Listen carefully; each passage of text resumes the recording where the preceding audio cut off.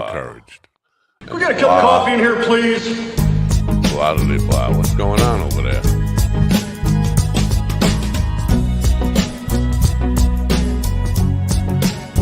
Now that's the longest delay.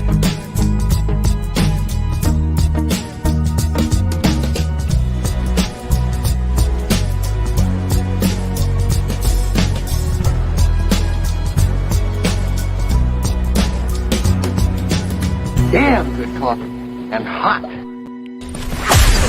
Wake up, America. You've got a dog that needs walking. That's right, sunshine. Just put on a big pot of strong coffee and get ready to type your little hate mail with your opinions about Kumbaya and we got flat Kumbaya earth coming insanity. Stand-up Bring it on comedy? the You want Kumbaya. stand-up comedy? Well, we've got sit-down comedy. It's time for Coffee with the Dog. You make me laugh. You give me gas.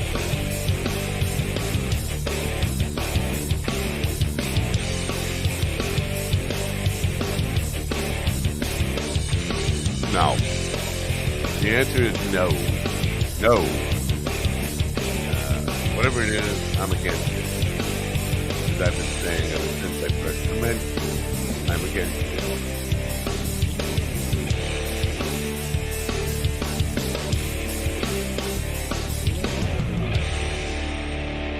Good morning, people of Earth. It is Tuesday, January 23rd, 2024. On the bright side, there's about 6 weeks left to winter. On the dark side, there's probably 6 weeks left of winter. However you want to look at it. Glass is half full, glass is half empty.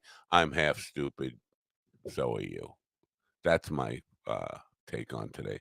Anyway, my letting go is not really working out so well as predicted. I mean, I'm not a let goer kind of guy. I hold on. But I did get 2 or 3 more emails of people willing to help out, and that's somewhat refreshing. It's a little late. I have canceled the event and not going to do it, but it's nice to know that there are some people who really would have, and we still would not have been able to make a 10-hour show out of it, even with another 30 or 40, but 3 or 4 more people. Good thing. I want to remind you all tonight, 9 p.m. Eastern, 8 p.m. Central, Lord and the Lady will premiere on this network. Willie and his wife Danica will be stun gunning each other. They bought stun guns, and they're just going to sit there and stun each other. I don't know why I'm saying that. I'm saying that because I saw a guy on my memories on Facebook stun himself, and it was really hard to hard to watch, but also hard to turn away from. Anyway, so that will be tonight. We have an intro for that. The problem is, Willie had it so nice where he was in South Dakota. He had a perfect studio for it. The backdrop was good, and the bandwidth, although he was a little delayed in speaking to us, if it's just going to be him and Danica in one place, that wouldn't be an issue. But he moved to a place yesterday where it was a little pixelated. I think the bandwidth might be a little bit of a problem, which is a shame for the first episode. I think it will get better as time goes on. I mean, he's kind of a nomad. You never know where he's going to be broadcasting from next. So I assume that possibly over time he'll be in different locations, and the bandwidth, and hopefully it won't be too bad tonight, and people will get through it. Today we're going to talk to a psychic medium at 10:15, a psychic medium, and we'll talk about what that means. But we're going to really be talking about relationships.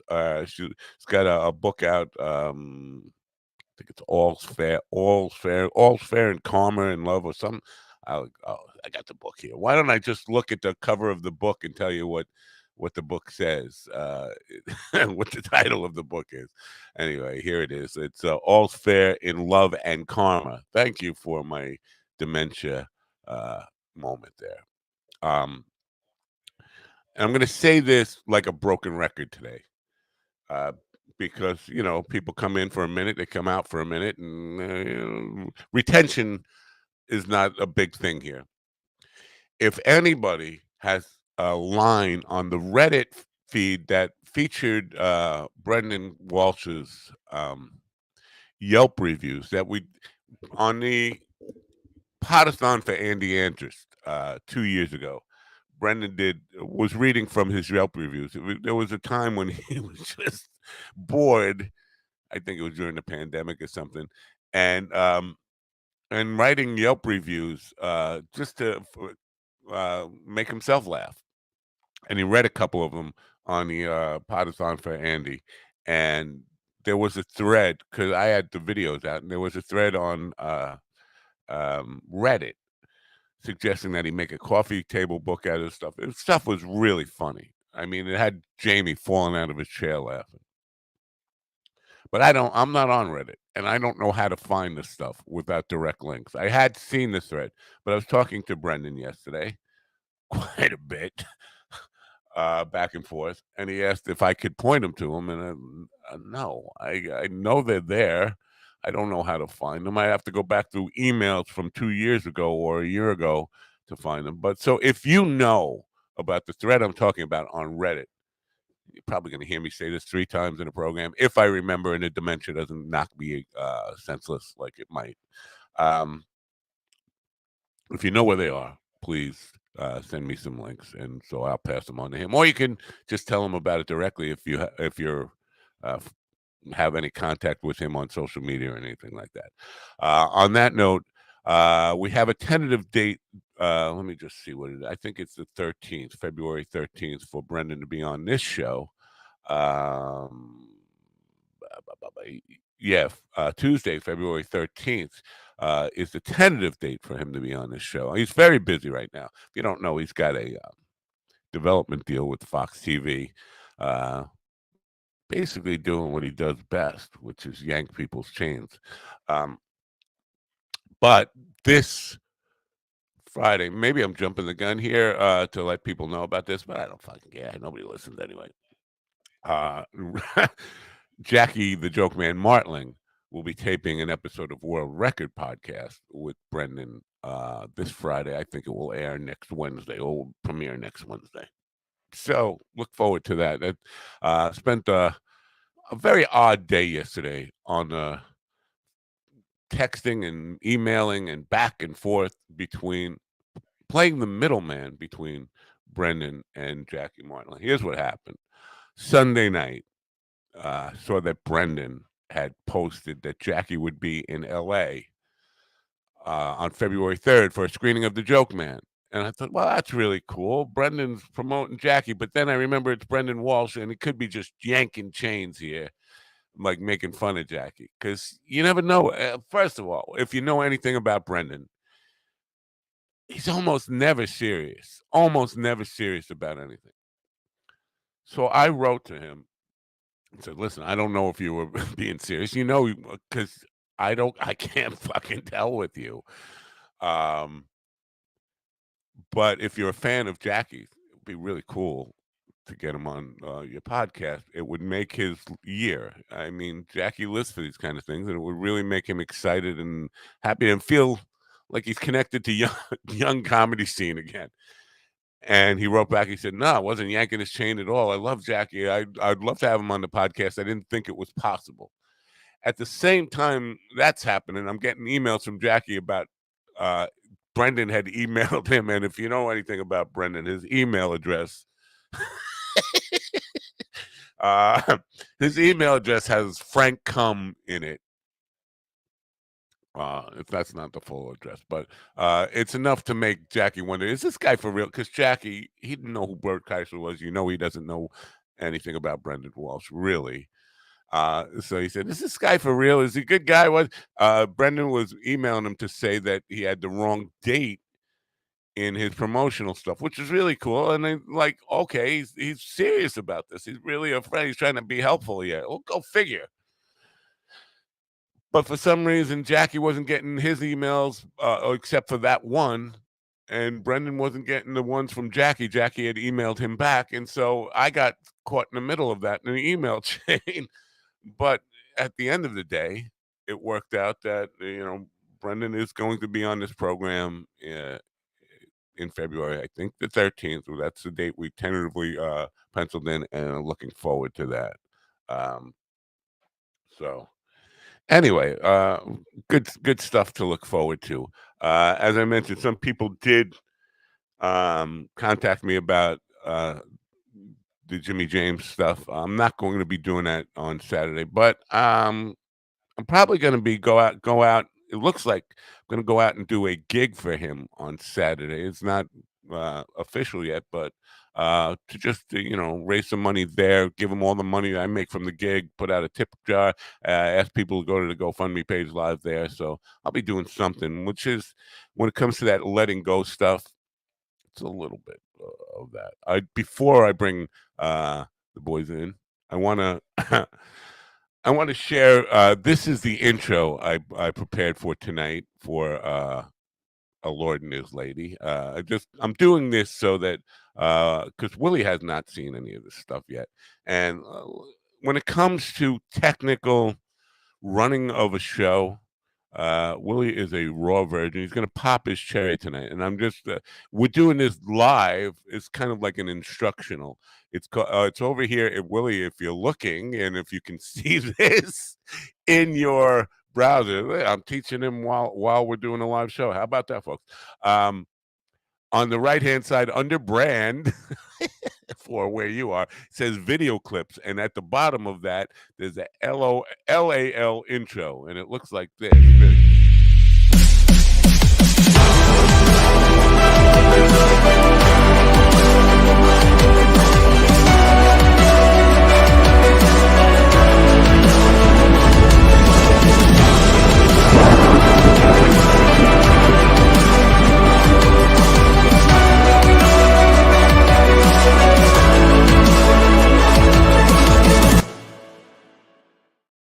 That's basically it. So that premieres tonight, people.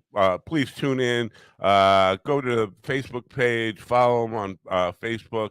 There's a YouTube page for it already. If you would please go there and subscribe and support him. Now, the show tonight is brought to you by these folks here. It's and really, if you're looking, this is over in overlays, under overlays on the right hand side. They're brought to you by Luminar and Neo, which is next level photographic manipulation and editing software. And you know what? I'm going to say that it's better than Photoshop and less expensive than Photoshop and easier to use. You don't have to go to college to learn how to use this software. It's really simple. Willie will tell you more about it. He knows more about it than I do at this point, but they are the sponsor of the show tonight. There's a link in the description. Well, there will be a link there's a link over here, and will be one in the description tonight. I'm going to post that in the comments right now if people want to go there and just check it out. I please do support Willie and the sponsors and all that stuff.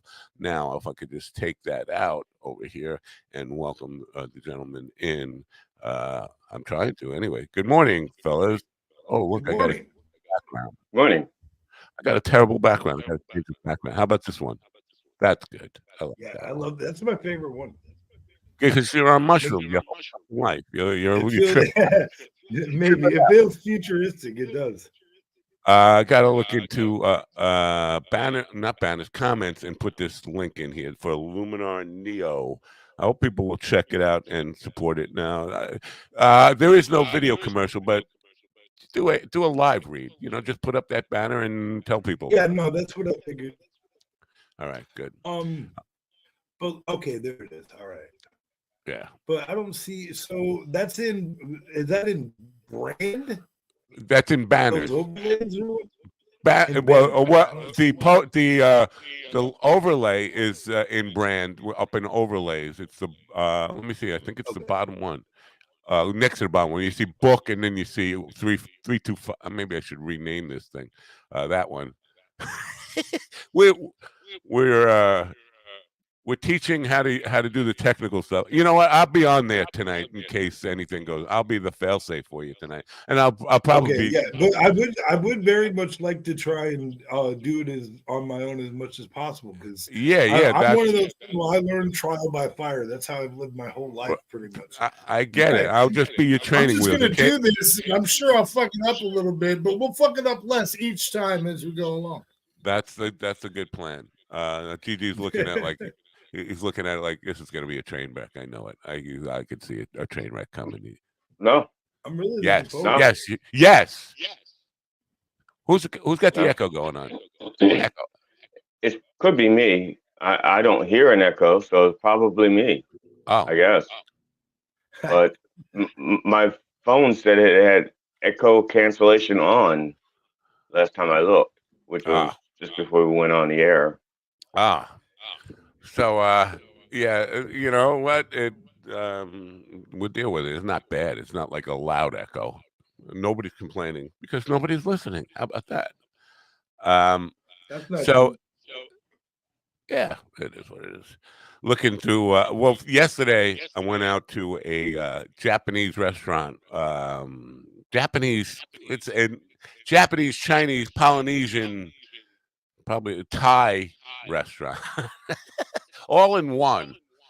Right. For my Asian cuisine. yeah, they don't. Golden Chopsticks is the name of it. I'll give them a little plug here in Rocky Point. My grandson's birthday, 13. I don't. You know what? 13-year-olds are way different. At 13, I was getting ready to leave home. I left home at 14. My grandson, I can't imagine him even crossing the street. But I mean, 13-year-olds are is that different. if he's got like as his mother like a helicopter parent or whatever, do they like do all? Well, no, his grandmother, my wife, is very super protective. Right. But I think he's pretty much reflective of his whole of that generation. They are very smart and astute and technically capable of doing anything with technology. But when it comes to common sense, look both ways World, before yeah. you cross. It's like nobody Yeah. ever taught us that. What is that? It's just it's maybe because I'm trying to think. I know at that point I was into hard drugs at 13. I was selling LSD. I'm sure this kid is. Thank God, he's probably never even smelled marijuana other than maybe on Grandpa every once in a while. No, he's probably selling Bitcoin. Yeah, probably. Yeah, right. Yeah. But it was an interesting night, and it's a very weird time for me to kind of try to feel like I should be a grandpa because I still feel like I'm that 13-year-old in some way, like I'm still a kid. So interesting. And then today is my father-in-law's birthday, who just passed a couple of months ago. So my wife is kind of like she's high 1 minute on Nicholas's birthday, and then she's broken up because it's Pop-Pop's birthday and all that stuff. So dealing with me, who's the curmudgeon that I was yesterday, and still on that. The quintessential ray of sunshine. Yeah, that's who I am. Thank you for that warm compliment about my uplifting and positive outlook on life. So anyway, yeah. So I did hear that's a bullshit flag around here. People know satire. You know, I tried to market though. I'm trying to talk my ex into funding me making a whole bunch of bullshit flags, but it never happened. I wanted to make like penalty flags. Yeah, but what you can do it like on a drop ship basis, or like you can go to like not Spreadshirt, but one of those Spreadshop, and create your own design for it, and then take a they make them as the orders come in. The profit margin isn't as good, but you still make $5, $10, or whatever. You set the price, so whatever you sell them. Will you send me a link to their website or whatever? Sure, yeah, we'll do that. Yeah. But, what do you call it? Yeah, I think it's Spreadshop. I'd love to do that. Because Danica was actually gonna make some. I think she made like 10, and then I don't know. We lost track of them or whatever. But bullshit flag. Yeah, I think they would come in real handy. No, every time, like a ref, you just pull one out and throw the bullshit. Yeah. Why, dude? Wives would buy these to throw at their husbands like no tomorrow, bro. Like I'm telling you. You might like be you got a husband that likes the NFL and he also likes to just spout bullshit all the time. You get yourself one of these bullshit flags, and whenever you just throw it right at him. I'm seeing as many women who are into the NFL as men now. So hey, the women, but they're in it for a different reason. The women are in it for a different reason. Like the tight ends, like Taylor. Penis pics. Well, I don't know. Brendan and Doug Stanhope do a pick show that was better than mine and Willie's picks of the week. So. They probably finished the season. Yeah, they're still going. Yeah, but they've been asking people to, if you're watching the game, shoot a picture of the screen where you can see the guy's wet dick through, because they're in the snow and stuff, and then once their bottoms, I don't know what you call them, their pants get a little wet, you can see the outline of their dick, and they're asking people to send those pics in, and if people who send the most dick pics in get to be on the show or whatever. So. Really? I should tell Sarah Manson. Why? She's good at spotting the dick pic or the great. Yeah, she's the dick pic comedian girl that came on. Remember, she's got I remember. But that'd probably be right up her alley to pay attention to that. The football thing. I mean, you got to be watching television and be really quick with the phone and all that. Like my phone would be filled up. Pause it and go back, and you know what I mean. Like, oh yeah, live television isn't the same as it used to be. Now you can be watching live television. Why would that be your focus? My God. Why? I mean, I have a friend. I know that like if he likes sports, he could watch it and like pick every dick on there, but he'd have to like want to watch football to see dicks. Right. And I'm pretty sure he has a pretty decent dick collection without the football, which he doesn't like. On the other hand, if I'm watching football, the last thing I want to see is somebody's dick. As a matter of fact, I don't even want to see the referees.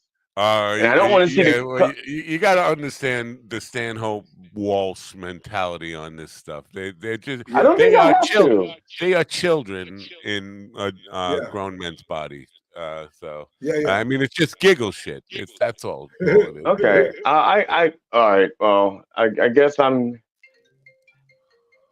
Now stop calling me. Paducah, Kentucky is calling me. I guess. Hey, that's probably that. That's probably that fellow. It's probably Reed. Yeah, I can't take it. It's not hooked up. Anyway, dude, that'd be cool if we could take calls. Paducah Fest. Wait a minute. Have you been planning Paducah Fest behind our back? I have. Actually, you're headlining. I don't know. I haven't told you yet. You're headlining. It's we're kind of like either it's Paducah Fest, Paducah Stock, or Lynch Fest. And I'm thinking since you're headlining. Oh my god! Yeah, that's a figure. Yeah. I could. Then it wouldn't be headlining. I'd be head hanging. Right, but we'll get more people out from Kentucky if we call it that. We'll save it for the end of the show, though. Yeah, huh? and it would say "Hang out with GD," right? Yeah. Hanging. No, just hanging with GD. Hanging with GD. Okay. Paducah Fest, hanging with GD. Okay. Wow. I got you. By the way, a friend of mine, and I think he's yanking my chain. I think he's full of shit. But he said he was on the LIRR, Long Island Railroad, 2 days ago and saw the post. And now it's not supposed to. Calling again. I can't take phone calls, Reed. Thanks. Give him. No, I can't take a phone call either. I'm on my phone using okay, never mind. Have him call Willie.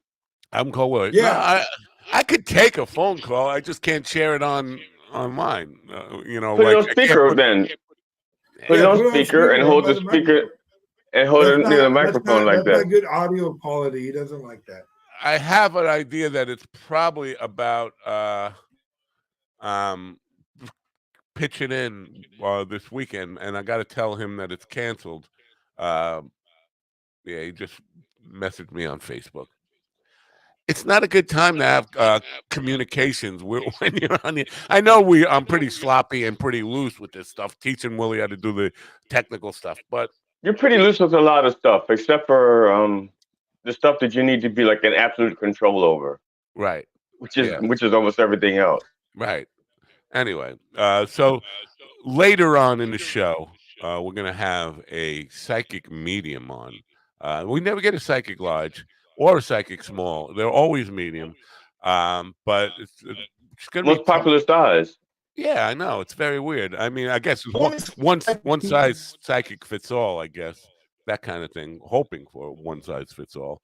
Um, but we're gonna be talking about relationships. But I want to see if she picks up on the vibe that I put out. Now there's lots. That's not fair because she could be watching right now, and you just mentioned that you had a vibe, which would let her know that you have a vibe, and she wouldn't have to Well, pick up on it. you have a vibe. We all have a vibe. I didn't say what the vibe was yet. Yeah, but now she knows that you'd be what to look for the vibe. Before What? she wouldn't have been paying attention to look for a vibe. Now she knows to look for the vibe. Well, the thing I was going to say, I'm not. I don't know that she looks for a vibe, but she's looking. I would think a psychic is always looking for a vibe. Boy, I don't think they can turn it off. Like up, and you have a vibe. Your vibe. I just don't even know what they mean by vibe. Vibe. Sure. Well, it's different than what Tracy Dog means by a vibe. You can get your Tracy Dog vibe for $50, where you'd pay $100 for it in most fancy sex shop. But that's a different kind of vibe. Now there's a comedian. I won't mention Alex Hooper by name. Alex Cooper. But he has Hooper. Yeah, I won't mention him by name. But he has a route. He has a. I think he offers a service where he rates your vibe. You know, he goes around and he'll measure your vibe and he'll rate your vibe. So he's like a professional vibrator. Wow, vibrator. Yeah, I get it. I get it. I don't know. Now I did it a little bit different. I did it a little bit differently than he does it, just so that when people, if they actually see him on stage, they're thrown off by my presentation of it than his. You know, Willie is like best friends with Alex Hooper. Not really. He did a show with him. I think it wasn't all that friendly. If I recall. Everybody's. He's really friendly with me. I've known him for 7 years, maybe. I think we lost Willie. He's having some bandwidth troubles going in and out and all that kind of stuff. Okay, in that case, I'm going to do my coffee thing then, because I never did my coffee thing. What coffee thing? You got coffee for sale? No. But my opening, I felt weird because I always had an opening, and that like helped me get into the thing. And I'll set it up for you. Good morning, GD. Good morning, Matt. This is a coffee cup without coffee. Feel your emptiness. Feel your emptiness at the Church of Last Resort, Sunday mornings, live on the YouTubes and the PBM TVs. Now 15 episodes without an incident. Is it 15? 15. I think you just had the 15th episode. I want you to relay a message to Rev because apparently he's having the same eye issues that Willie was in the chat room on Sunday asking for a prayer for his wife's birthday. It was her birthday, and I was trying to. I put it on the screen and was making sounds like trying to get them to notice. And apparently he's got the same kind of eye issues. Like, I can't see my comments. I can't read. So I just want to make you aware of that. I was trying to figure out something because what it is I'm using my computer. Well, he's using my computer for the show, and so the camera is actually very long. It's the camera is separate from the computer, so the camera can like rotate and move and so the camera is set up, but the computer itself, the screen doesn't move, and so he can't see what's happening on the screen. Wow. Yeah, and so he was trying to use his phone to see what was happening, but it doesn't show him all of the comments. It only shows him I think. Yeah, there's a special button you have to hit or something to see those comments, but then it hides the actual screen. Yeah, I get it on the phone. Yeah, so it's a pain in the thing, and so he was hoping. Matter of fact, he and I was talking about trying to get it so that if there's a relevant um if there's a relevant comment that's seen, that it could be like put on the screen, but then the Reverend has to be looking to see that there's a relevant comment that he can see. So it's hard, and since half of his stuff is improv anyway, okay, three-quarters of his stuff is improv anyway. He doesn't have like he doesn't have a focus to like look back on. It's like he could do half this, Willie's in full blown panic mode now already. It's his show is full 12 hours away or 11 and a half hours away, and he's thinking this is a bad sign. He's having some. I think it will get resolved before tonight. Have faith. You got to yeah, be positive. You got to manifest, buddy. Keep a positive attitude. Oh, kumbaya, kumbu. Whatever. You got to think positive. It's going to work out. It's going to get resolved. It's going to get better. And if not, yeah. you go to the Starbucks and you do the show from there. And it's good that it's happening now so that he can learn how to troubleshoot the shit. Yes. You do. If worse come to worse, you go to Starbucks and do it from your phone. It's only going to be. It's not like you're taking a guest or any of that stuff, so it should be fun. Rappler32, who I still don't know who that is in the chat room. I wanted to ask him because he was the one. I think he was the one who alerted us to the George Carlin AI thing. Rappler, if you're still there, did you watch that thing? Because I have not watched it, and I'm not suggesting that people watch it. But I just want to know if you did watch it, first of all, and if you did it feel like you were actually really watching a George Carlin war? Could you tell that it was AI? Could you tell that it was phony? That's the question on the table. That's his question. That's Matt's question. My question is, what happened to the other 31 Rapplers? That's what I want to know. That's a good question. I never thought to ask that question. Good pickup on that one. Kelly walked away for a second. Maybe that's why. Maybe Will's connectivity requires Kelly to be there at all times, and if she walks away, they have a medium psychic connection. Yeah. Anyway, my now, in her thing that she says that she was a psychic in this thing, the bio thing. It says that she was a psychic, and then she became a medium. And right. I wanted to know what she thought the differences were. The difference between being a psychic and a medium. We definitely talk about that. Because most people don't even know there's a difference between psychic and medium. Yeah, see, I thought a medium was like someone who communicates back and forth from like side to side, not side to side, but realm to realm. And a psychic was someone who worked with the individuals in this plane. Yes. But I could be totally wrong. No, you're pretty right on that. Psychics are using the powers of intuition, precognition, all that kind of stuff. But mediums talk to people on the other side of the veil. Now it says she passed to the other side, and I'll read this when she's here. But she passed to the other side at the age of 27 and came back here by choice. So she's one of these people who had a near-death experience, and I guess you want to call God, said, yeah, I'll give you a choice. You could stay here, deal or no deal. You could stay here for eternity. Or take behind the curtain. Yeah.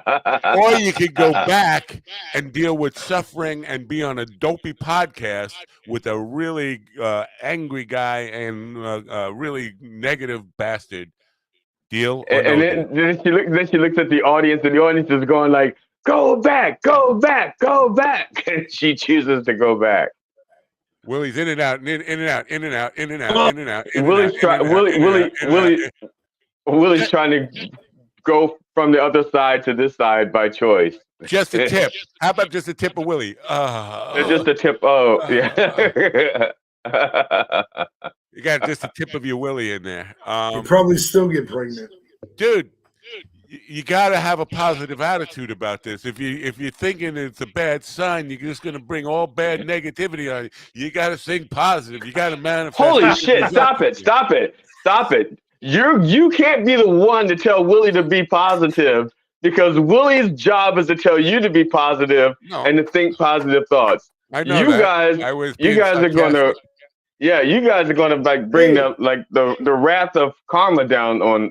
No, you can't do that. All is fair in love and karma, by the way. Speaking of good things or whatever. Uh-oh. You know It's what? Stephen Hawking. No, it's not Stephen Hawking. It's Cher. Do you believe? GD had some FaceTime. What is the matter? What is happening? Your audio was doing the Stephen Hawking Cher. Do you believe in love thing? Yeah, it's better now. Go ahead. Well, GD here had some FaceTime with Barry Katz last night. You know. Oh, I was going to ask if anybody. Now it was a breakdown of Sebastian Maniscalco stuff, correct? Yeah, I love that guy. He's very funny. Okay. And you had some FaceTime with him last night, GD? Yeah. Yeah. Yeah. It seems like you're stifling a need to be critical or something. Well, my thing is, we were sent out in advance a clip to watch, to discuss. Okay. And whenever he'd call on someone to discuss the clip, all they want to do is kiss his ass. And I'm like, I'm sorry, I paid money for this. If I want to watch somebody kiss ass, I'll go to I'll go to a porn shop and pay for that. I came here to discuss and learn about comedy, and so it seems like either they didn't watch it, and so it's like a kid in elementary school who didn't do their homework, and teacher says, "So, what did you think of the book, Johnny?" And Johnny goes, "Mrs. Bear, I think you have wonderful eyes." Yes, but Johnny, what about the book? Ms. Bear, your dress is very pretty. So. No. Hold on 1 second before you go on. You say you paid for this. Did you actually buy a paid subscription for the thing? Yeah. Wow. Why would you do that when that was a free thing last night, right?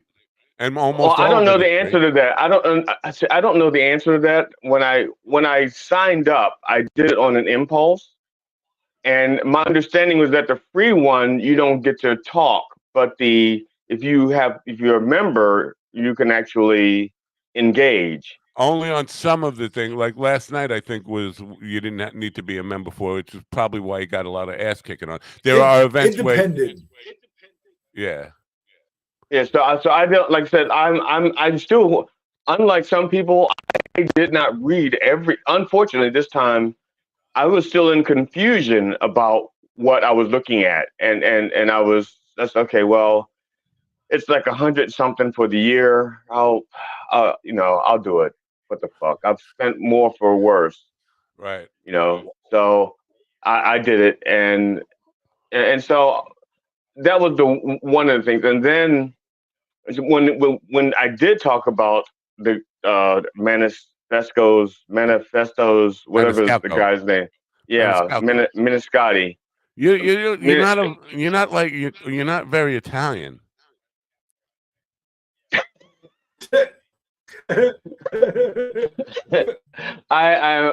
Well, according to 23 and herpes or whatever it is I have, that thing I got, I am 9% Jewish, but no percent Italian. I think, unless there's an Italian Jew in there somewhere. It shows. Quite honestly, yeah. We lost our Willie again. Yeah. So I watched the thing, and it was like his first television appearance. Wow. And I had a critique of it that, as a comedian, there's a couple of things I would have done differently than him. I would have ended on a stronger, this is national TV. I would not have ended it on a blah finish. Okay. You could tell that the audience was like laughing. There was more obligatory laughter than there was real guffawing, as my wife would say. Let me just interrupt quickly, and I'll let you finish your thoughts on this stuff. But I not having seen the clip, I tend to 100% agree with you. This is my soapbox thing, is that most comedians now are being trained by what they see to not finish on a high note. And show business has always been about leaving them wanting more and having a big finish, a payoff.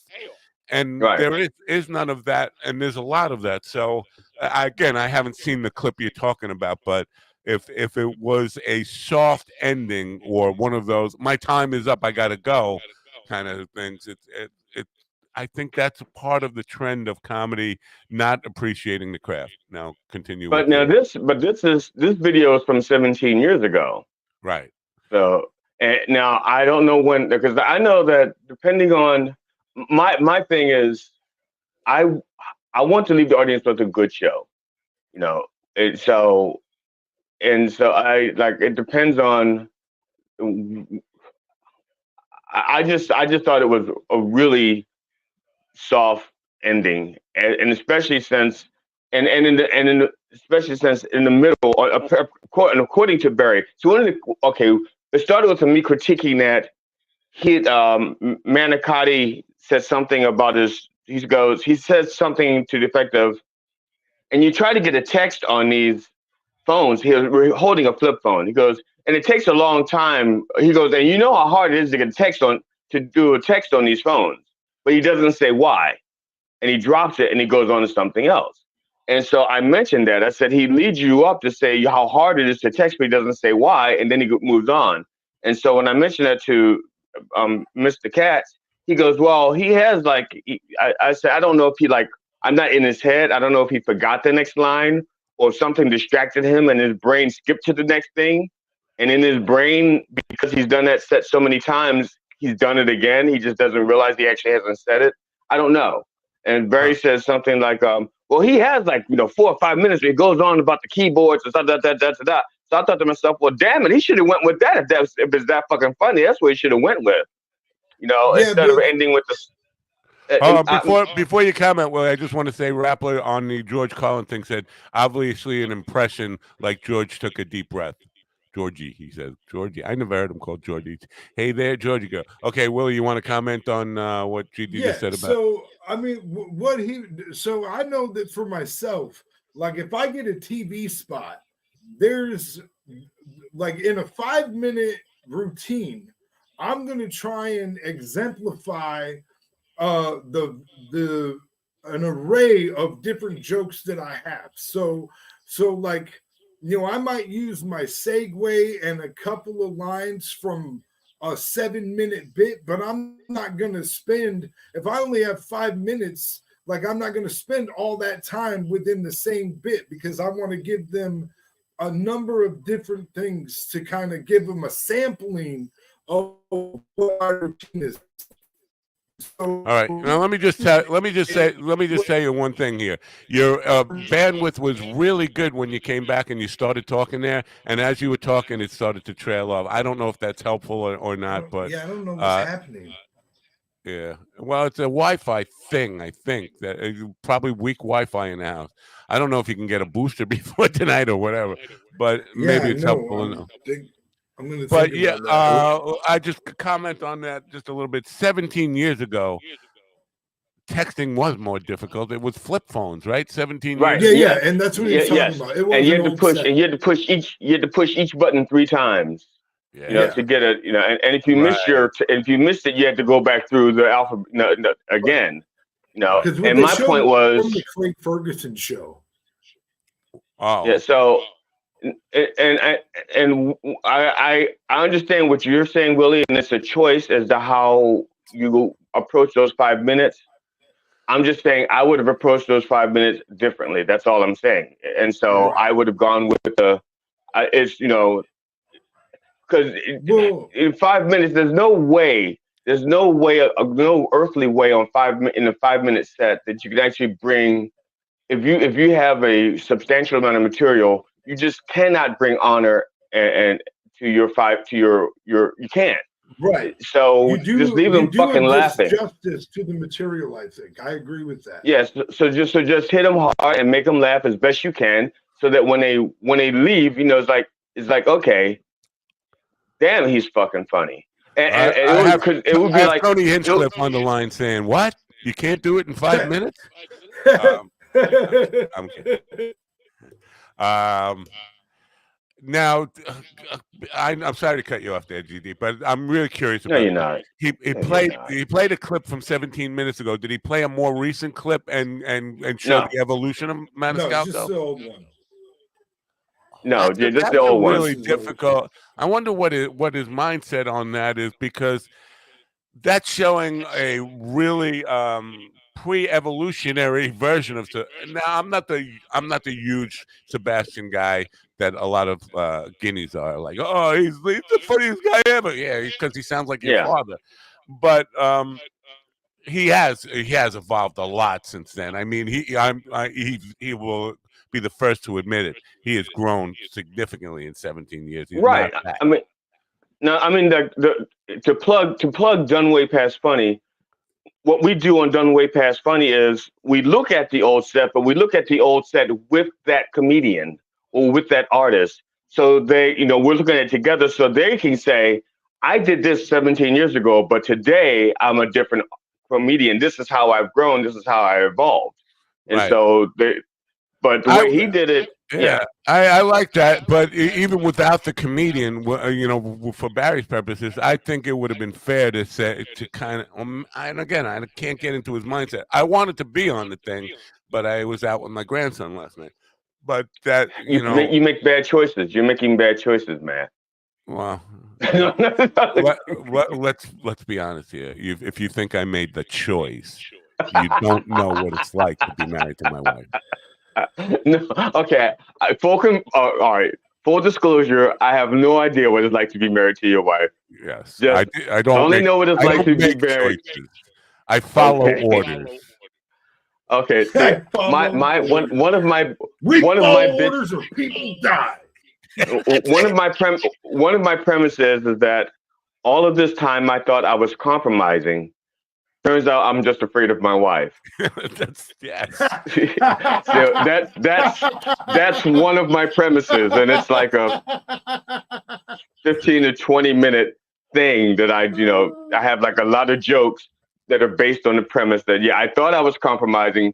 Turns out I'm really just afraid of my wife. So what I think what we're learning here is you're better off going to see GD live and then judging him by his performances here on this show every morning. Yeah, or just check out my specials. Just check out my specials on YouTube. You'll hear some of it's different. It's a little different. And each one of my 3 specials are different also. Even though there's stand-up in all of them, there's different. I'm different. Each one's got a different thing. We know how to share them. Like, do you like put them out there regularly to have? Isn't that kind of personal? Isn't that like a personal question? You want to know how often I share my stuff? I don't ask you how often you share your stuff. I mean, that's personal. It's obvious. I share most of my stuff every day. Every fucking he's like naked to the world in front of every kind of girl. There were big ones, fat ones, skinny ones, ugly ones. Well, spill that wine. But of course, if some people could never spill the wine.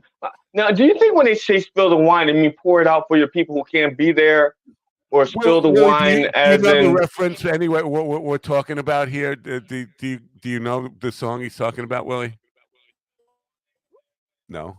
Oh, is he froze up? Is Willie froze up? I think he spilled the wine. All right. Yeah, you having bandwidth problems again. That was the original Sophie's Choice. Spill the wine or take that girl. Right. Now let me ask you, because I'm not taking this for granted. Were you familiar with Sebastian Maniscalco before last night? I was familiar with that exact routine before last night. I saw it 17 years ago on a different show because I wasn't watching Craig Ferguson back then. Right. I think maybe I don't know this, but he was in the movie with Vince Vaughn featured 30 comedians. Like I forget the name of it, but it was one of the first movies about stand-up comedy that a lot of stand-up comedians rallied around. And Sebastian was young during that, and it was about 17, 18 years ago. So maybe you saw that same bit if you saw that movie, because it was Circus of Comedy or something like that. Vince Vaughn. It's possible. Like I said, back then I liked comedians. But I had no interest in being one. Right. Back then I was going to be a superstar rock musician. No, 17 years ago. No, I was just going to be like a henpecked husband. Yeah. But I have to joke because 17 years ago I was with the current wife I'm with now. Uh-oh. Yeah. Wow. and she was pushing me to try to form another band. She really believed that I had musical talent, which shows you what good drugs can do for you. Yeah. Um, I believe Sebastian has the record for selling out Madison Square Garden, I think 5 nights in a row for a comedian. I think that's a fact, but somebody fact check me on that. Check that out. But I believe that's true. Anyway, I'm not a big fan of his. I'm just not. I understand that he definitely has grown. I think what he gets by on a lot, and I don't. This is not a negative on it, but it's something that his physicality and his gestures and his faces and all that stuff. If you just listen to him without seeing him, I wonder if it would be funny at all to anybody because all his stuff is about faces and gestures, and I don't know. Now that's now when I do my stage thing, when I write my stage stuff, I write out which ones people have to see my face to help get the joke. Which ones, what do they have to see? Because one thing I have done some shows in some really dark places, and if the joke relies people to see my face, that they can't because I'm not smiling. You know what I'm saying? Let's just put this. Not all black faces are created equal.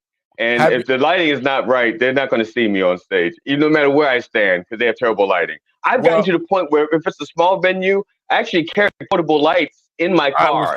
I was gonna suggest that because as a musician, this has been something I've dealt with for 45 years. But Yeah, I do have portable lighting, and now they have these stomp light things. They're like foot pedals, but it's personal lighting, and you can have and they're pretty affordable, cheap too. I mean, little lighting system that you can control, like. my bass player invented one of those because this is in like in 1981. What is when we realized that when we were going to perform that we didn't have like a light crew. Okay, so he made a board with using like switch on and off switch, a little punch from like Radio Shack.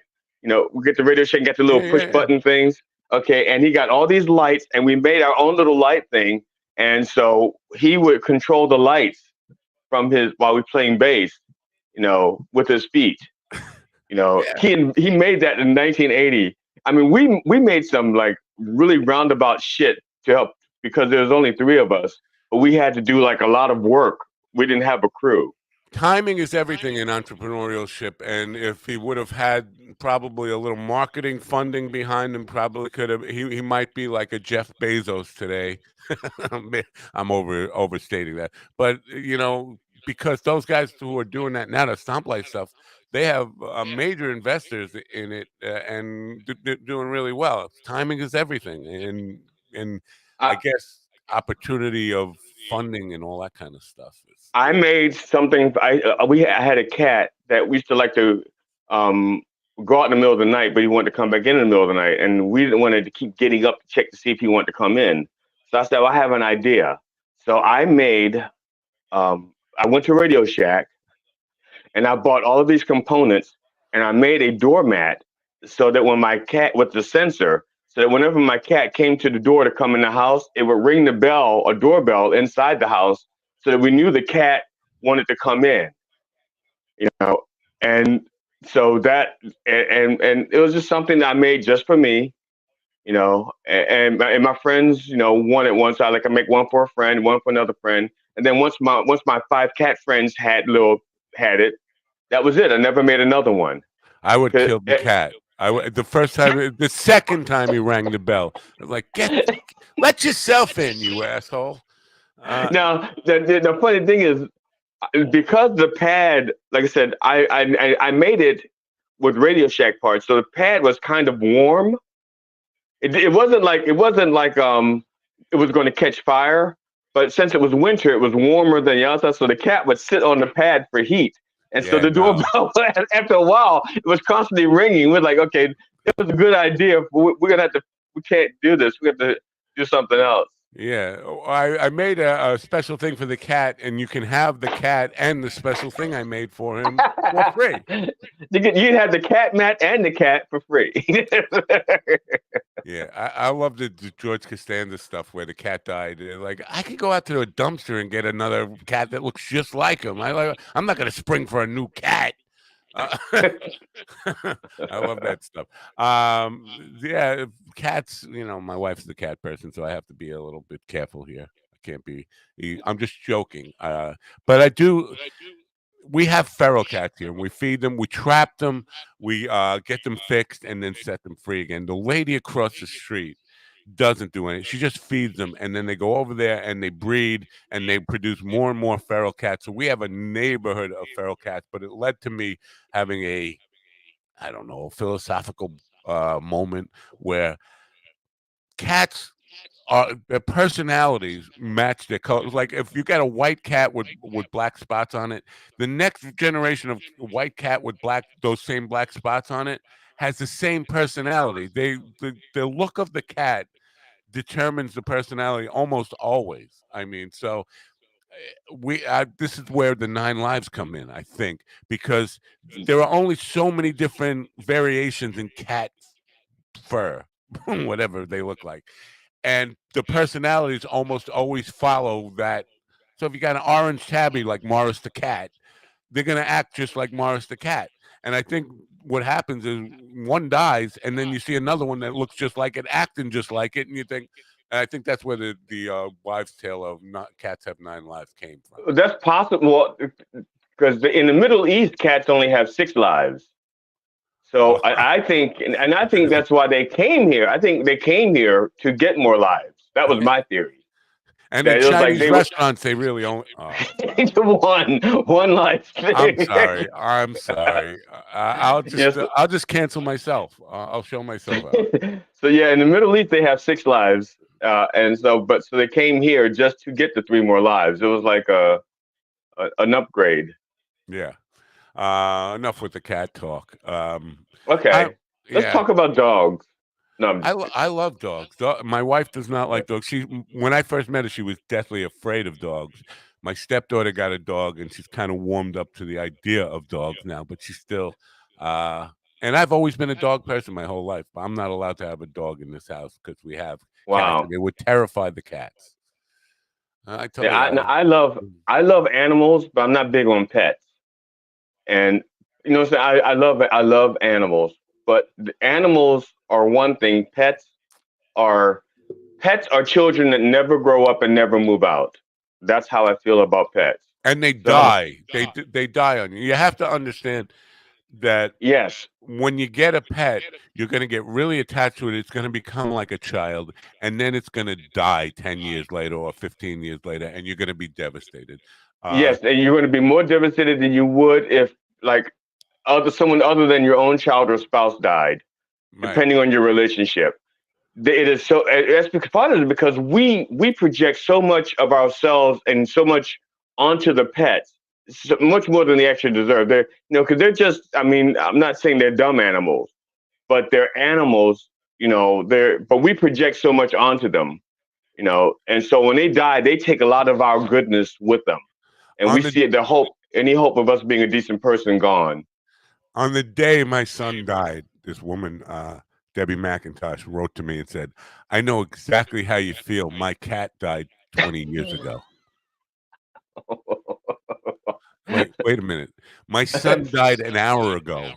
You don't tell me you know exactly how I feel because your cat died 20 years ago? Did they have the same name? And- Did, no. What no, else? I mean, did they have anything in common? Did how did your they, women? they Did had the cat die of an blood. overdose or something? What killed They the had cat? blood. That's what they had in common. They had blood. They had hearts. Other than that, I'm really. I can see it. I can see it. I can understand why the woman would make that leap. I understand that now. And then I would, of course, if I made a joke about that, I was just being like an asshole. But come on, man, it's like if people don't understand. Well, your son just died. How can you make fun of that? It's like, don't you see the fucking humor in this woman telling me she knows exactly how I feel an hour after I told people? that my son just died today. She's coming with me. I know exactly how you feel. My cat died 20 years ago. And my mouth was, huh? What? What? Anyway, yeah, people do get attached to their pets. Yeah, I remember I was in the hospital.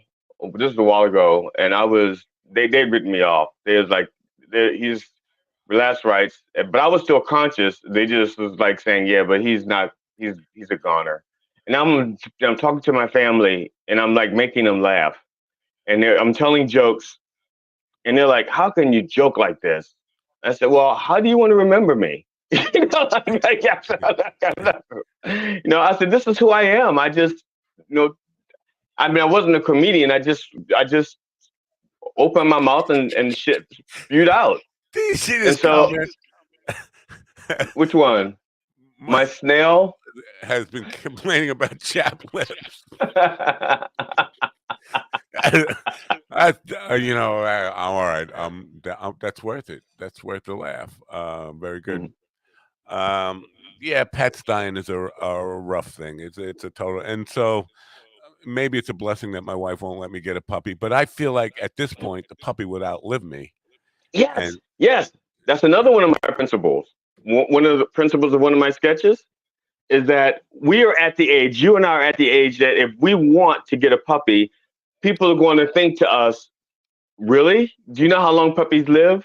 Why don't you get a goldfish, or if you get a dog, adopt an older dog who won't live that long either. Absolutely. Pet adoption is a thing, people, and there are lots of really great pets that if you're older like me, don't get a puppy, because the chances are that you're going to die and that puppy's just going to sit there looking at you like waiting. Are you going to get up? And you're not going to get up. Or maybe get a rabbit. I always say with people who buy parrots, because parrots live 120 years.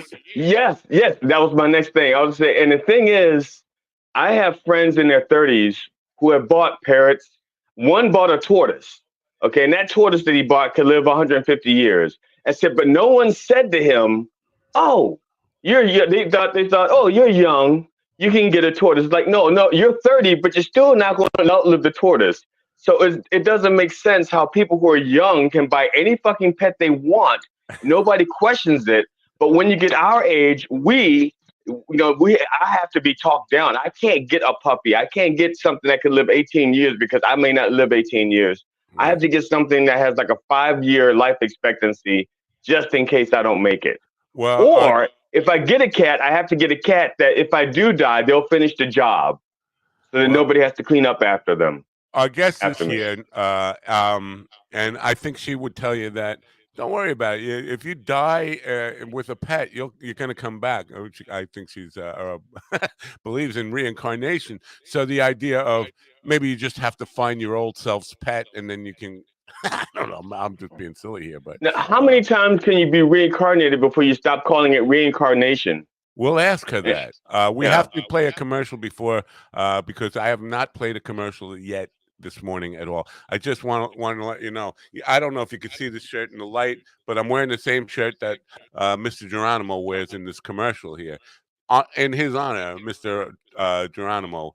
Can you pull money out your ass? I do have that gun. My wife bought that gun for my grandson for Christmas. He has that same money gun, so I could get one and see if I changes my voice to a crazy dog. But speaking of pets and dogs and whatnot, Tracy's dog is a different kind of pet. And Mr. Geronimo is here now to tell you all about Tracy's dog. Hey there, I'm Mr. Geronimo, product manager for Tracy's Dog. What is Tracy's Dog? Well, for $50, we send you a high-quality sex toy right to your door. Yeah, $50. Are our toys any good? No. They're f***ing amazing. Yeehaw! Each toy is made with body-safe silicone. We are constantly evolving and innovating our product line. They are built for one thing, to shake your world with orgasms you ain't never seen before. Do you like spending $100 for your sex toy? 80 of it goes to retail. What about bumping into your family while at the sex toy shop? Good taste. Get the pleasure you deserve without broadcasting your secrets. And think of all the money we're going to be saving you.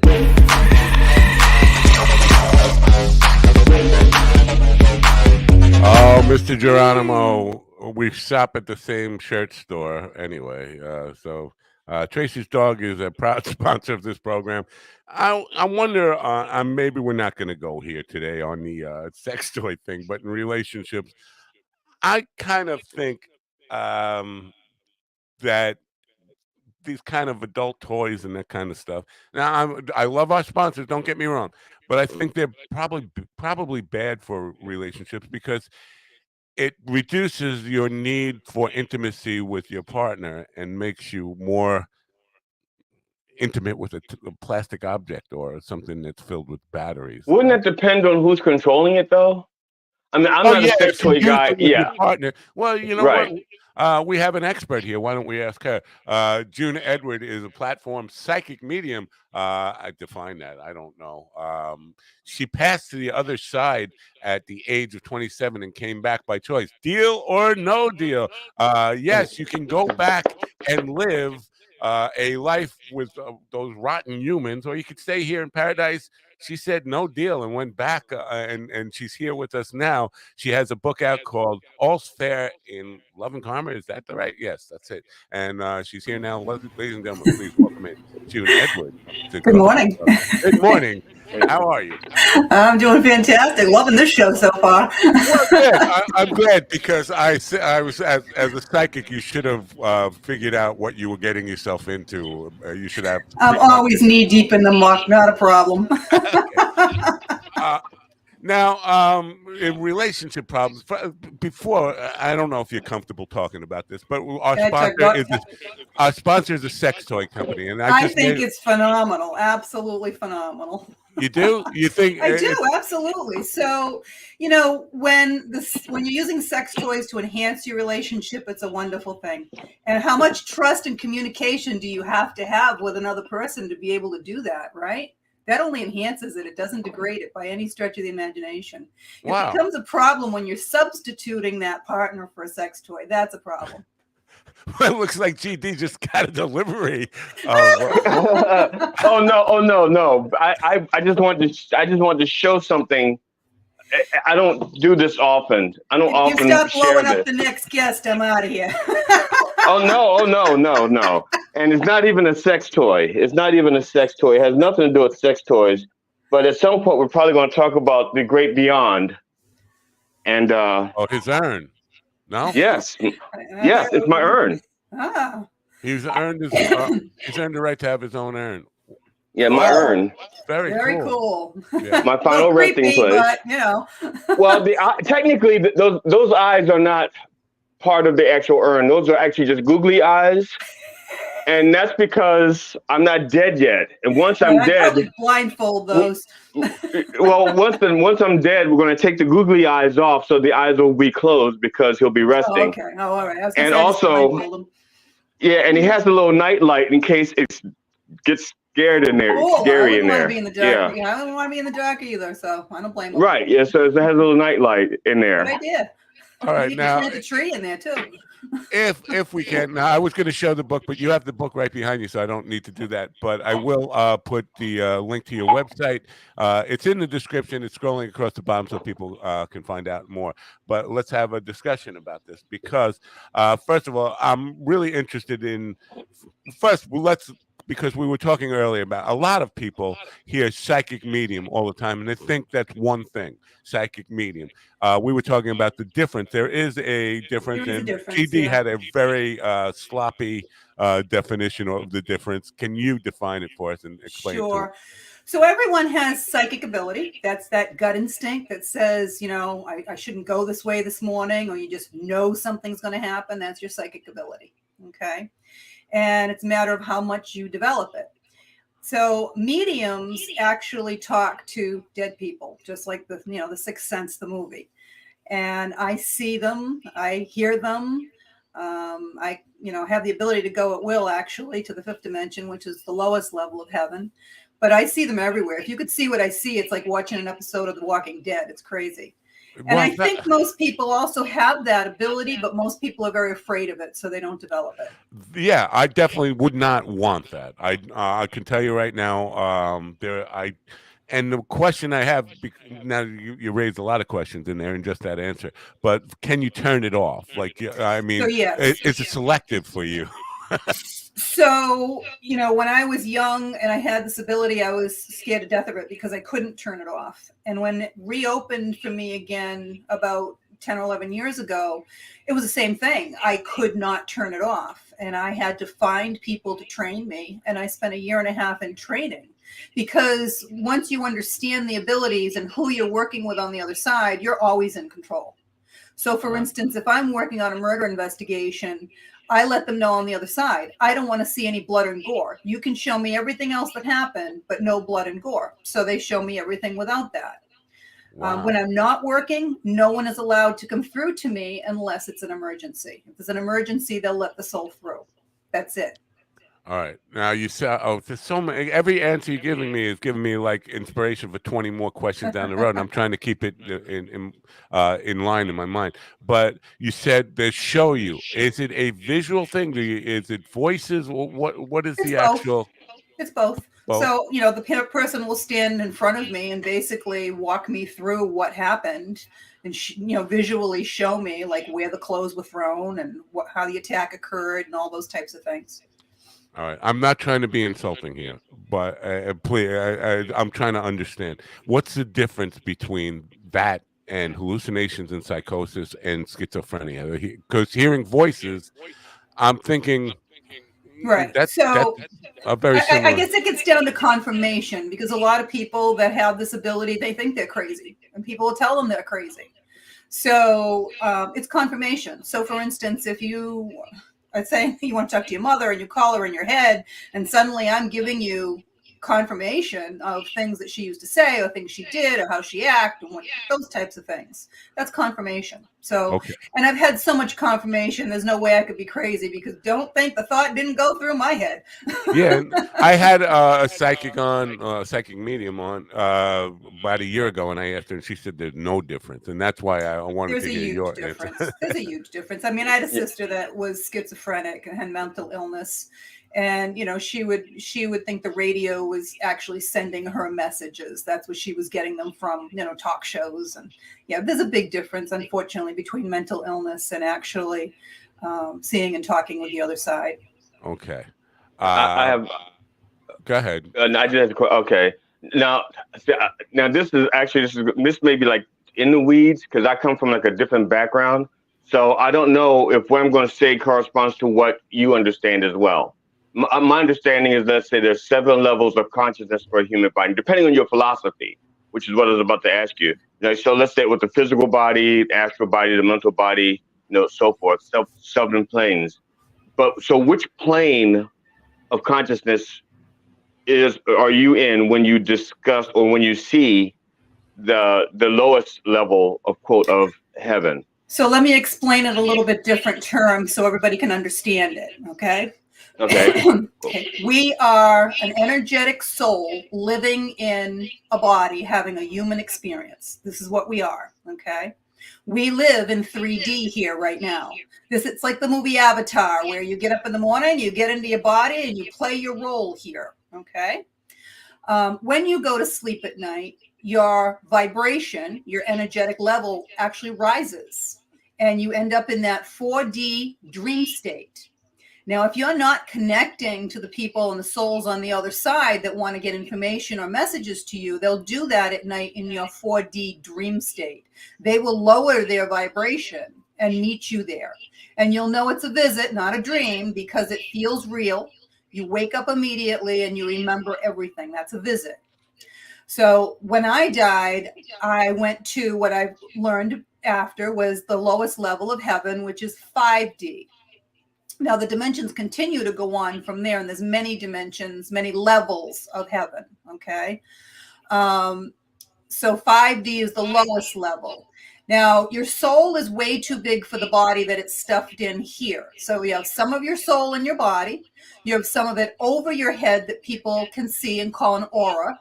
And the majority of your soul is actually in the fifth dimension, which is the lowest level, and it orchestrates the timing of all the events that happen in your life here and tries to keep you on your path and your plan, because you actually planned this existence before you came here.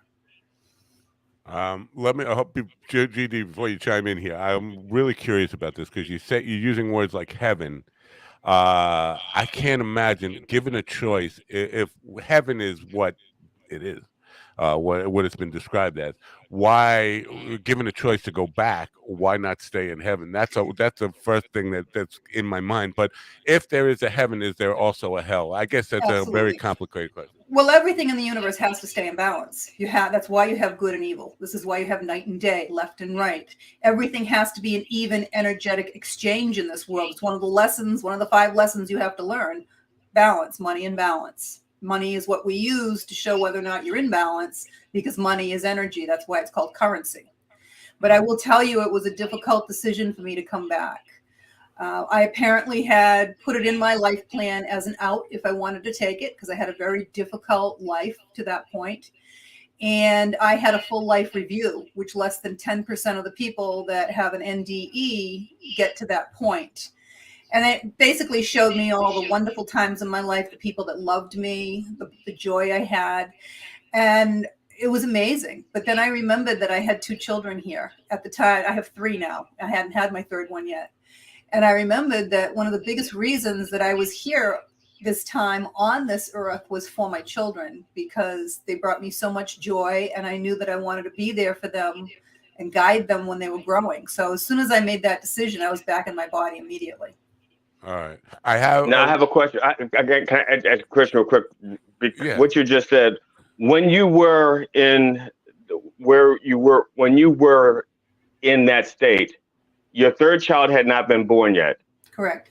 If you had wanted to talk to your 3rd child, because their 3rd child would have to be there to make a decision on whether or not they want to be born, would you have been allowed to talk to your 3rd child, or did you know that your 3rd child was even on its, or did your 3rd child, no knowledge of any of that at that time, none.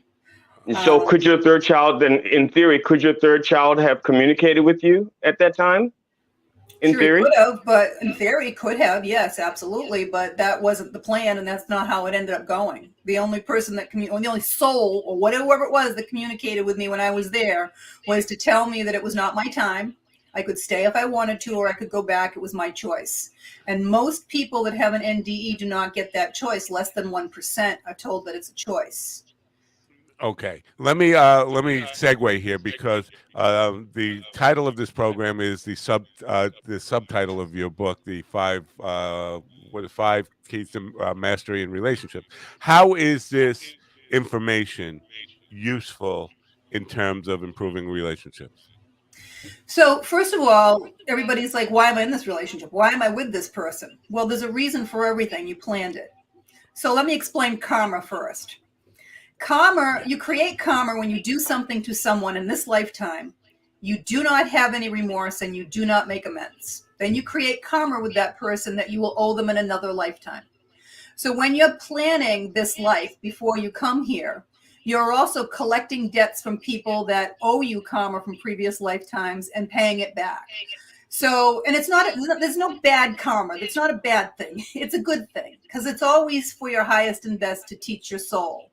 So let's say, for instance, you stole money from somebody in a previous lifetime. They may come back in this lifetime and become your boss. And that's going to teach you how money works. Maybe it'll be piecemeal. Maybe you won't get the raise you think you're going to get. Maybe they're going to teach you self-worth, something like that. They come back to help you teach something or learn something. So we learn faster on this side than we do on the other side. And we learn faster still within relationships. And there's lots of different types of relationships. They're not just romantic or sexual. You're in a relationship with your children, your boss, your mother. And we chose those people. So the 5 lessons that we're here to learn, the first one is self-worth.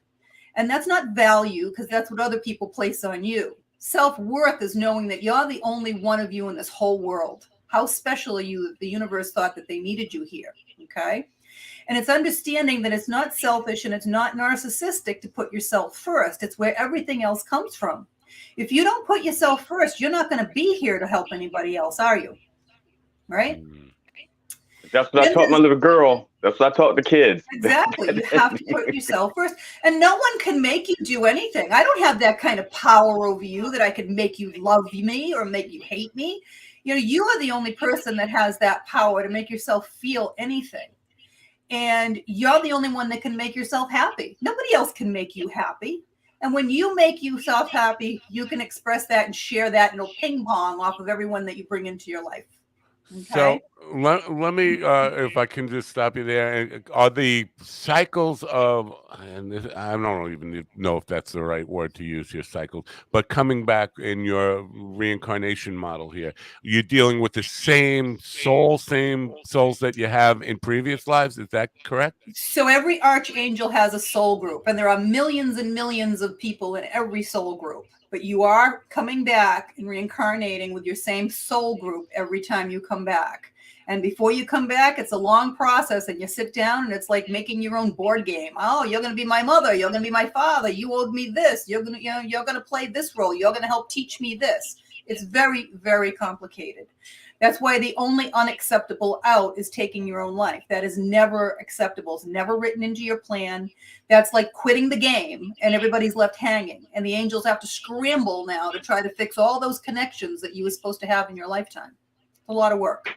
Well, if I hate to, this is kind of a sidetrack, but I was thinking about suicidal ideation the other night because it's a long story about how I got into this thought process. But Spalding Gray, who was somebody I admired a lot, took his own life. His mother had took her life when he was like 8 years old or something, scarred him. But as far as what he said, he had always had in his entire life, even before his mother killed herself, that he had always had suicidal ideation. So it sounds like he came into this life with that. Can you talk about that at all? It's very possible that he did, and it's a challenge he's supposed to overcome. It's like people that write into their life plan to be alcoholics or drug addicts. It's a challenge that they wrote into their life plan to overcome and turn it into something else. And if they don't do that, then they failed at what they came here to try to, challenge themselves to do. And they'll probably try to challenge themselves to something more difficult even than the next life. I've found that the more advanced your soul is, the more you challenge yourself in this lifetime.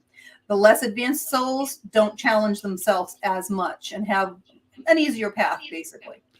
Okay. Now, in relationship, and relationship is a funny word because it implies romantic relationship, but there's lots of kind of relationships like that. All the friends, all the connections that you have are part of past life experiences. Absolutely. Everyone that comes in your life. So Uh, let's go with, the universe wants you to think you have a choice, right? So the universe is going to offer you door 1, 2, and 3. You take door 1, you go through it, you get married, you have a couple kids, you get divorced. Where are you again? In front of door 1, 2, and 3. We're creatures of habit. We're going to take door 1 again. You're going to get married, have more kids, get divorced a second time. You're in front of door 1, 2, and 3. If you learn the lesson you were supposed to learn, maybe it was self-worth. Maybe it was trust and communication. Whatever that lesson was, if you learned it, you're not going to take door 1 again. You're going to take door 2 or door 3. And you may still get married and have more children, but it's not going to end like the other 2 divorces did because you learned whatever the lesson was you were supposed to learn. The only choice you really have is to keep delaying the lessons here that you're supposed to be learning. all right, this is where I'm hoping that I'm going to learn something here, and then with graduation, because you're learning something each time. Do you Hopefully. graduate? Do you graduate? I mean, So is there? your soul keeps progression to higher levels. So they're always teaching me something from the other side. Okay. So for instance, when my mom was dying, there was an angel that was in her room, and I asked her if she saw it, and she said no. Well, the next day when I came back up and was met by the oncologist who said she only had a few hours left to live, I asked her if she saw the angel, and she says, yeah, I've seen him all night long. So during the night, I asked him his name, and he said his name was Makael. I looked it up. It was the angel that brings advanced souls to the higher realms. Now, being in this 3D existence, they have not let me go past the 5th dimension, but they have allowed me to see some of the higher realms and describe what the rest of it is like.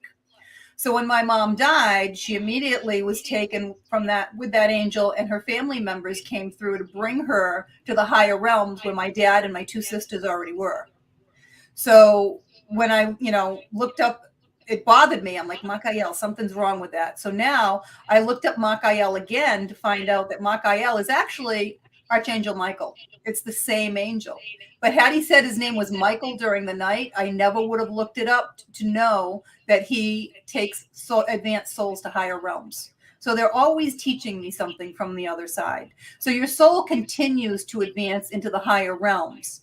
And the way they described it to me, it's like heaven's like a layer cake. You go to the layer based on your belief system and how advanced your soul is. So you're always with people that are kind, like type souls. Now, I have a question. Wait, Quick, Ben. before you question, Sure. is there the graduation part? Is there a purpose to this place you described as heaven? Do people get to stay there? That's the graduation part of it. Does anybody ever?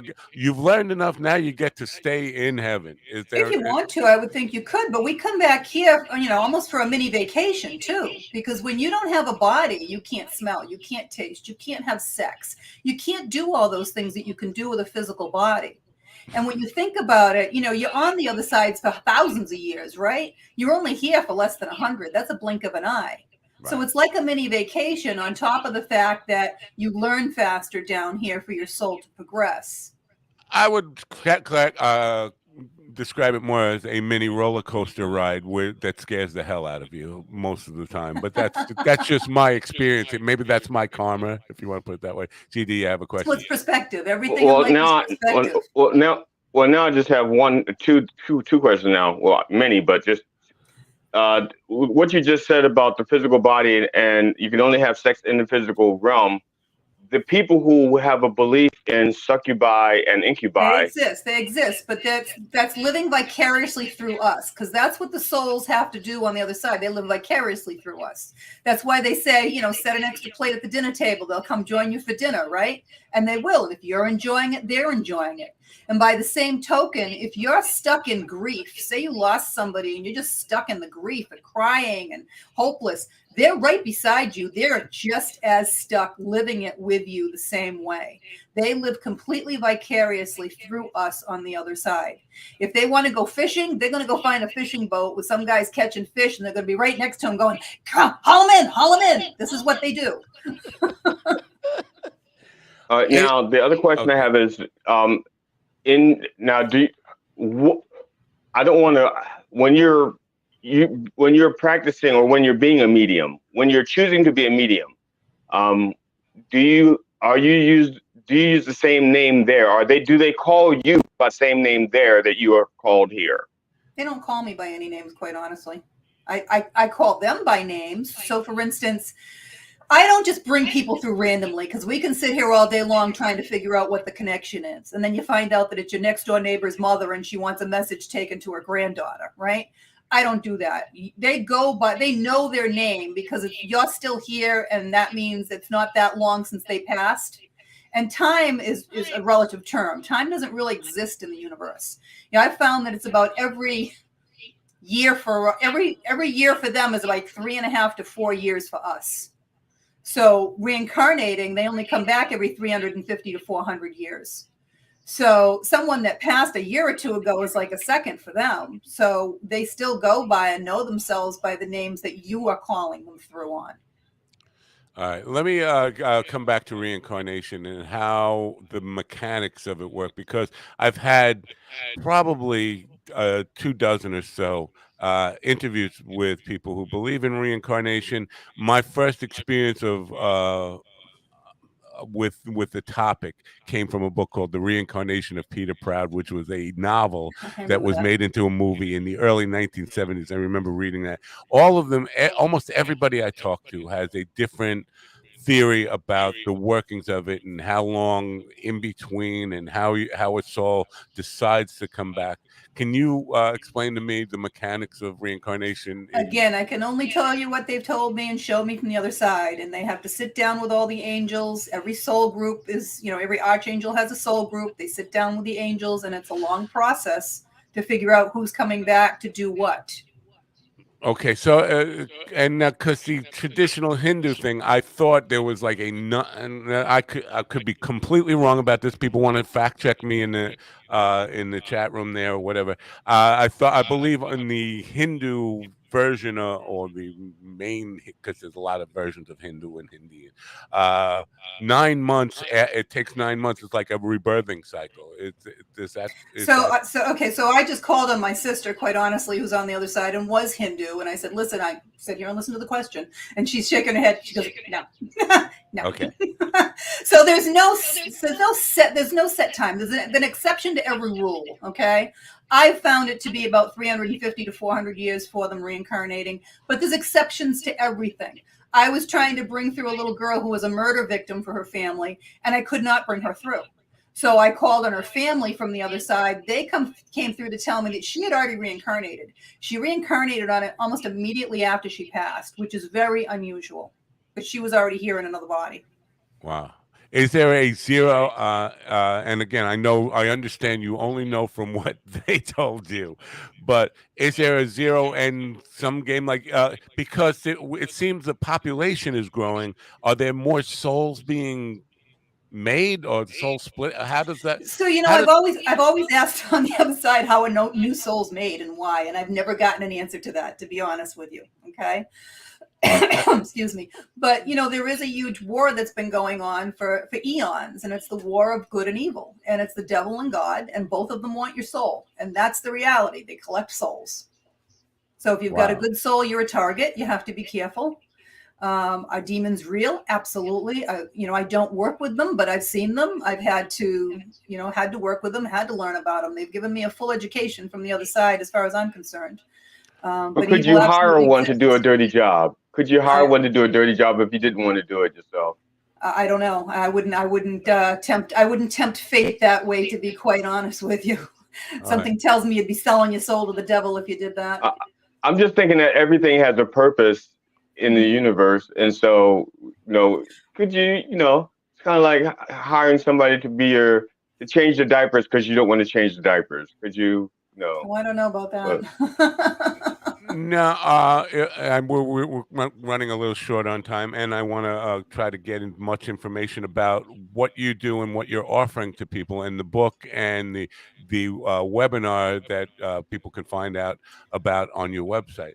Now, what made you decide to? Because generally people want readings, they want to connect with people. I understand that's probably most of your life is dealing with people who just lost somebody and are desperate to know that they still exist somewhere. What made you want to use your skills to address relationship problems? So they put you where they want you and where you need it. It's that simple. And people used to always come to me asking about relationships. And then I started a relationship Facebook group. And then I just was told I need to film relationship videos. I'm like, I have no idea why, but okay. And I scripted everything out, divorce, marriage, mixed marriages, retirement, aging. I scripted all these out for 10 videos and literally hired a production company and filmed them all. And I'm like, I don't know what I'm supposed to do with these things. I put them on my website. I put them on Facebook. I didn't have a clue, right? Fast forward a year and a half, and they had me create an entire program, the Relationship Mastery Program, and these videos slid right into that program.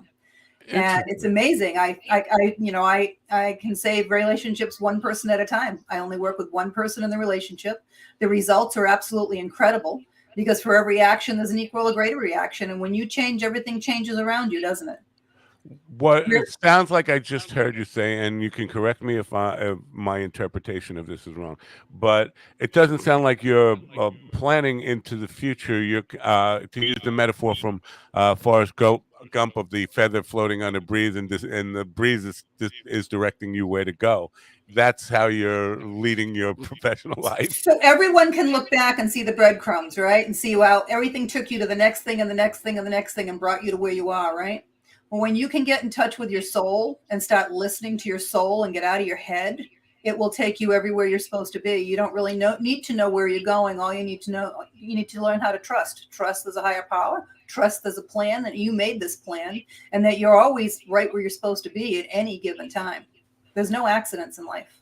Okay. Now the title "All's Fair in Love and Karma" suggests that, and again, if I'm wrong in any of this stuff, feel free just to slap me down here. But uh, it suggests to me that you should accept whatever you get in life because that is meant to be. All Well, fair. nothing's ever happening to you. Everything's happening for you. And if you can't get out of your own stubborn way to be where you're supposed to be and get on the path you're supposed to be on, your higher self will step in and make shit happen. It's that simple. So, like abusive relationships, well, Self-worth. your higher self Self-worth. is guiding you into that because You need chose to. it. You chose it. Self-worth. You need to learn self-worth and unconditional love. Unconditional love isn't saying, oh, I have to stay in this abusive relationship because I'm supposed to love you. No, that's self-worth. And you say, listen, I love you. I care about you. I want the best for you, but I want the best for me. We had a good run. It's time to move on. End of story. Self-worth, unconditional love, trust and communication, patience, money and balance. Those are your 5 lessons. Well, And there's you're going to keep also in repeating. abusive relationships. There's also fear of and stalking and all that kind So of stuff. They no, feel like it hostage. all has to do with self-worth and trust and communication. They all, one lesson just keeps reinforcing the next. If you're allowing that in your life, that's a lack of self-worth.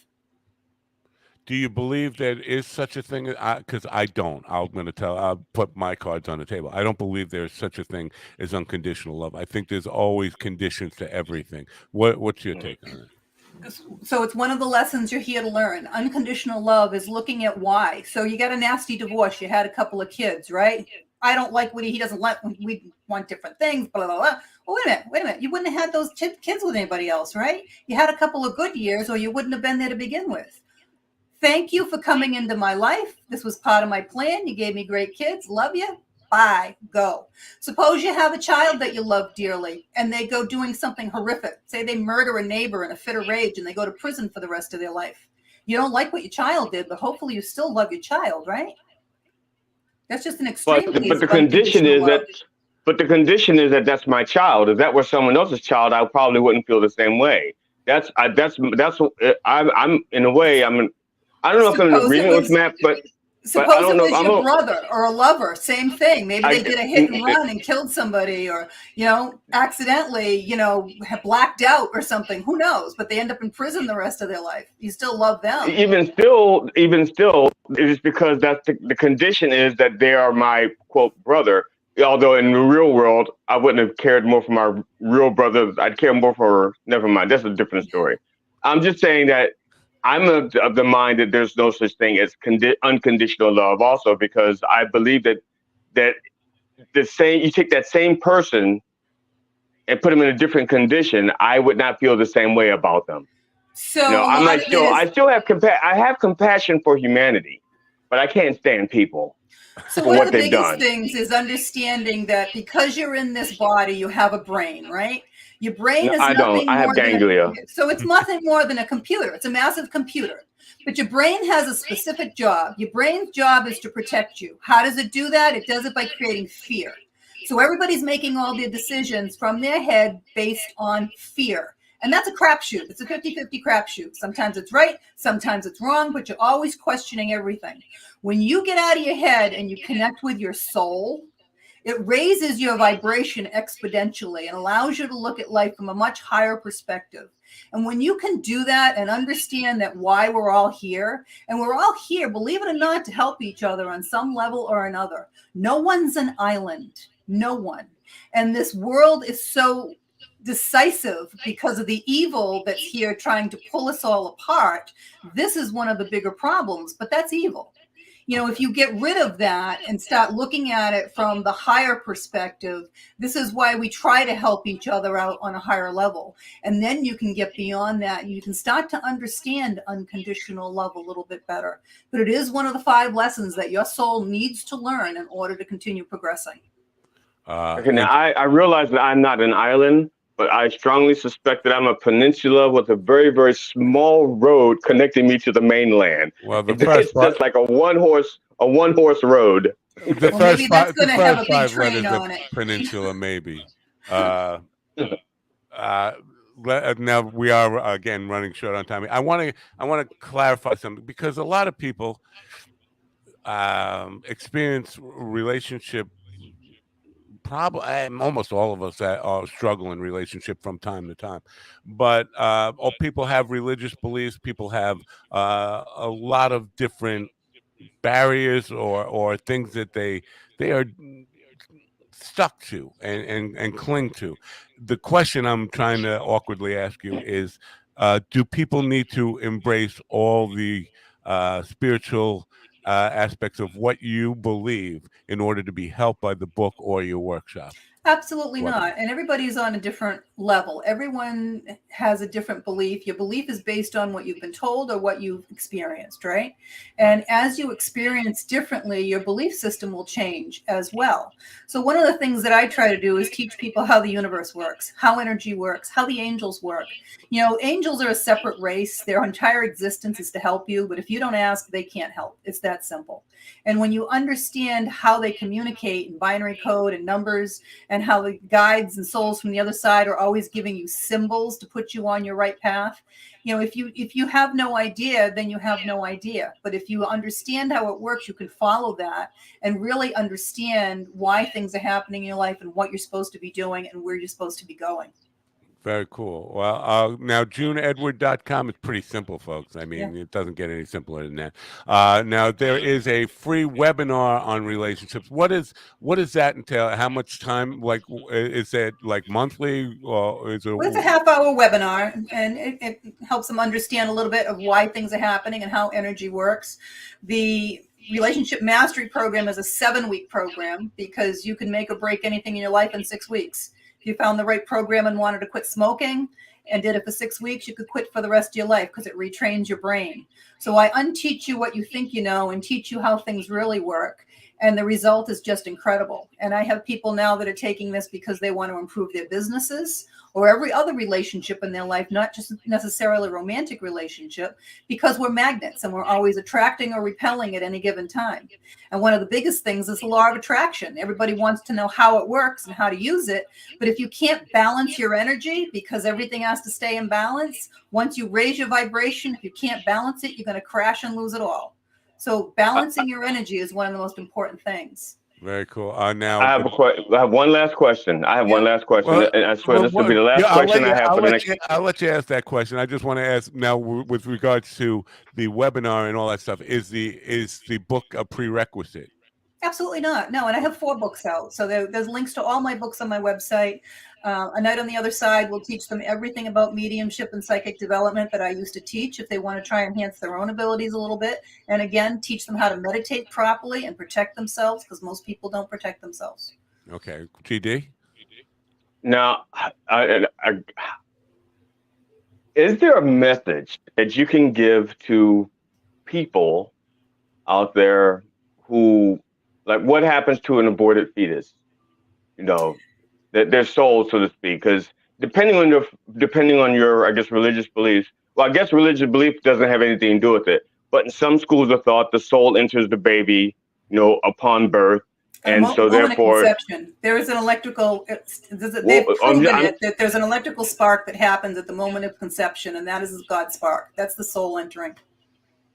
Okay, now entering or hovering, entering. Like connected, like connected. So entering. What? So people. So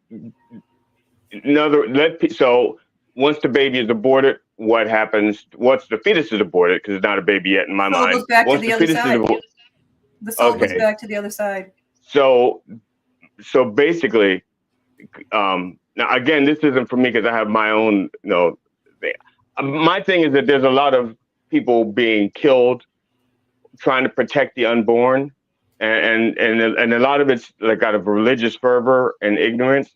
And I'm just trying to find a message to give them so they can say, so I can, basically my thing is, have you no trust in your God? Because this is their religious thing. Have you no trust in your God that there's a plan on how to deal with the unborn? And so you don't have to go around killing people with lives and children. So as far as religions go, they're all right and they're all wrong. It's that simple. Okay. And when you talk about religion, they're organized, so they're all businesses, and they've all been, changed and turned and whatever. Okay. So the bottom line is there is a plan. I had an abortion myself. Would I ever do it again? Absolutely not. Do I regret it? I can't regret anything that happened because it was supposed to happen. If it didn't happen, I wouldn't be able to relate to people that have gone through what I went through. Okay. And I can tell you that it was a little girl and she's still on the other side and they still continue to grow on the other side. She hasn't reincarnated yet. There's always a plan. There's always You're not going to control somebody else's plan. You need to focus on your own. It's that simple. I could see how religious or people with beliefs might take that as like, because the biggest part that I have with problem I have with like the manifestation of things and things that come into your life is, and the law of attraction in particular, is I know really positive people that have some terrible things happen to them. I have a friend right now who is suffering, and he's one of the more positive people and always expecting good things and always being very kind and outwardly giving to the world, and then bad things happen to him, and reconciling that and saying, well, you have to accept that as part of your journey, is a really tough message for some people. And I can see how some people would get even angry about it. So my sister that died of cancer was one of the most horrible things I've ever seen in my life. She was denied health care. She was denied pain medication. She had a hole that went right through her bladder.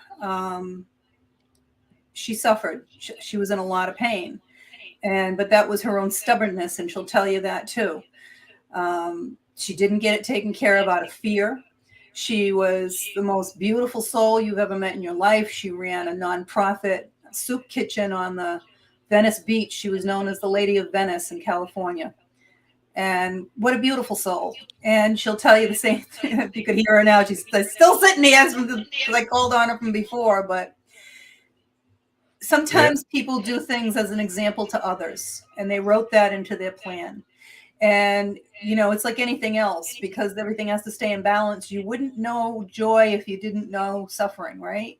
Right. I believe that's that reality. 100%. Yeah. And it's very difficult to see someone that you love and you wonder, why are they suffering so much when they've done nothing but so much good for people here? And she died at a young age. Last question, and then I will let you go. But I have a last question after your last question. No. We can't keep her forever. If you want to come back, but their last question. All right, we'll try to do it as quickly as possible. I think mine is probably going to be difficult. Not a difficult answer, but it might take some time. People who go to psychic mediums trying to connect with one person, and the psychic medium can't connect to that person, but gives them somebody I know in my life who is very dearly struggling with loss of somebody. They've gone to several psychic mediums to connect with this person they lost, and each time they get messages from other people. Can you just dial up on demand? So everyone, it's like anything else. Everybody has different abilities. Sometimes there's better doctors than there are other doctors. Yeah, right? but I'm asking, can you yes. So far, I've had 100% success in bringing anyone through that has asked to come through. Can I refer somebody to you? Absolutely. Yeah, okay, absolutely. Thank you. Thank you. I appreciate that, because she's definitely struggling to try to come to peace with loss. And that's one of the biggest reasons I know what I'm doing is what I'm supposed to be doing, because I brought a son through for an 84-year-old woman that's been trying to bring him through for almost 50 years. And she thought she caused him to take his own life, and it destroyed hers. And when I asked her why she didn't go to see somebody sooner, she said she'd gone to see every medium she could find, and I was the first person to ever bring him through. So, GD, is your question concise enough and short enough that won't be like